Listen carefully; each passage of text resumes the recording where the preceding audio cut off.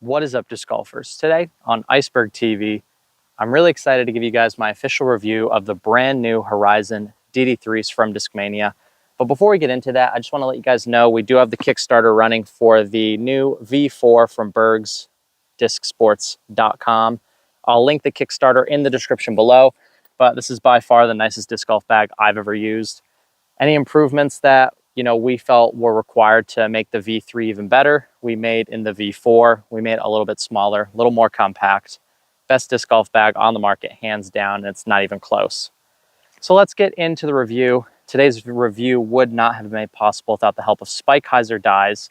So I'll put their link tree in the description below if you want to check out their shop and their Instagram. But without the help of them, this video would not have been made possible today.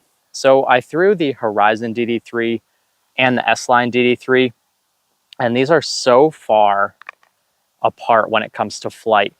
These Horizon DD3s are so incredibly overstable compared to the S-Lines. The S-Line DD3s are that easy to throw distance driver where, any normal player can go out, throw it flat and hard, and it'll get some easy mid-flight turn and some easy distance. It's fast, has easy mid-flight turn, and flies really well. The Horizon DD3s, absolute beef, so wildly overstable. I can throw it full power, 45 degrees of anhyzer, and it's trying to swing out of it almost immediately. So if you are unable to get any mid-flight turn out of the S-Lines, I wouldn't even consider buying this because it is just so ridiculously overstable compared to these. This is actually the perfect distance driver for me, and I really enjoy the S-Line DD3s. And when you want something that's a little more overstable, maybe you're throwing into a massive headwind or down a huge hill if you play somewhere with a lot of elevation, then this might find a slot in your bag.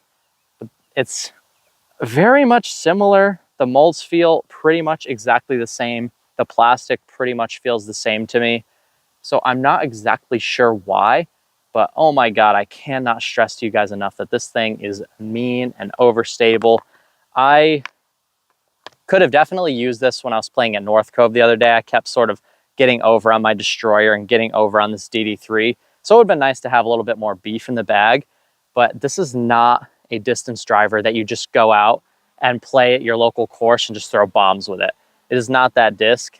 And unless you're throwing 450, 475, you're not gonna get, any mid-flight turn out of this disc. It is so overstable.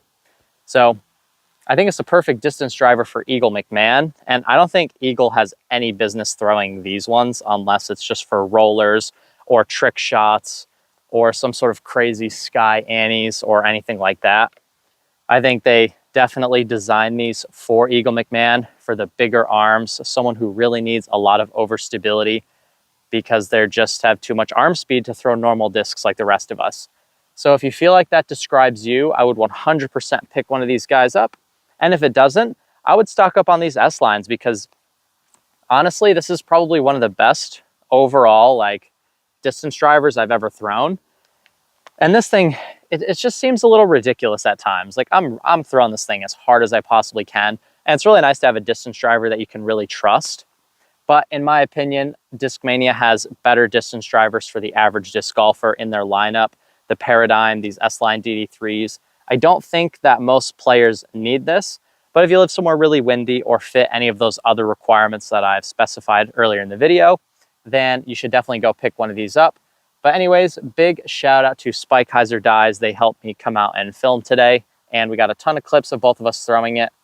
And yeah, I really enjoyed throwing it. It's gonna go in the bag for a little while, but I'm really curious to see if it beats in, if it starts to get a little bit more glide, if I actually find a need for all that overstability, because I'm currently bagging some overstable discs, like this old green Destroyer, but even this one is starting to, so maybe sometimes I just really want to put 89 degrees of anhyzer.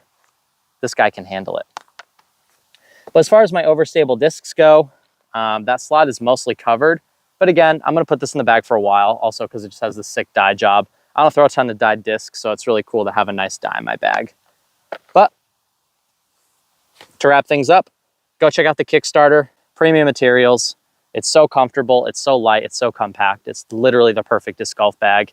And go check out Spike Dies. I'll put the link tree in the description below for them so you can find their Etsy shop, their Instagram page, and all that other good stuff.